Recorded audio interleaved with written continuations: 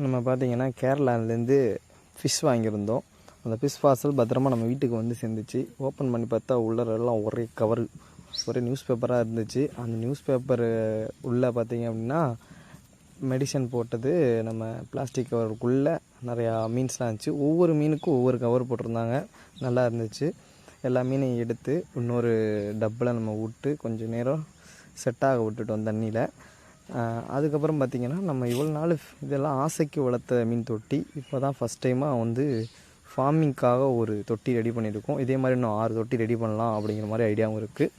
6 தொட்டியில் 6 வகையான கப்பீஸை வளர்த்து அதை ப்ரீட் பண்ணி சேல் பண்ணலாம். இப்போதைக்கு நம்ம வாங்கின அந்த தொட்டியை ரெடி பண்ணி அதில் வந்து ஃப்ளான்ஸ்லாம் ஊனிட்டு நம்மளோட ஃபேவரட் மூமெண்ட் அந்த ஃபிஷ்ஷை எடுத்து அதுக்குள்ளே விடும்போது அழகாக போகும் பார்த்திங்களா, அதையும் நம்ம செஞ்சாச்சு. மீனும் அந்த பிளேஸை எக்ஸ்ப்ளோர் பண்ணுறதுக்காண்டி நல்லாவே அங்கிட்டு ஓட ஆரம்பிச்சிருச்சு. அதுக்கப்புறம் இருக்கிற எல்லா மீனையும் எடுத்து நம்ம பிரிட்ஜ் டேங்க்கில் விட்டுட்டோம். இதுதான் அந்த ஃபுல் செட்டப்பு. எல்லா மீனுமே புது இடத்துல வந்ததுனால அங்கிட்டு ஓடிக்கிட்டு இருக்குது. பட் இதோட ஒரிஜினல் கலர் எப்படி இருக்குன்னா, சைடில் ஓடிட்டுருக்கு பார்த்திங்களா அந்த ப்ளூ கலரில், அந்த மீன் அதுதான் இது. பட் இது வந்து ஒயிட் கலர் பேக்ரவுண்ட் இருக்கிறதுனால இது அந்தளவுக்கு கொடுக்கல. ஸோ இதுக்காக நம்ம வந்து ஒரு தொட்டி செஞ்சு அதுக்குள்ளே தான் இதோட போகிறோம். அது வரைக்கும் இது இதுக்குள்ளே இருக்கட்டும். இன்னொரு வீடியோவில் சந்திப்போம். நன்றி, வணக்கம்.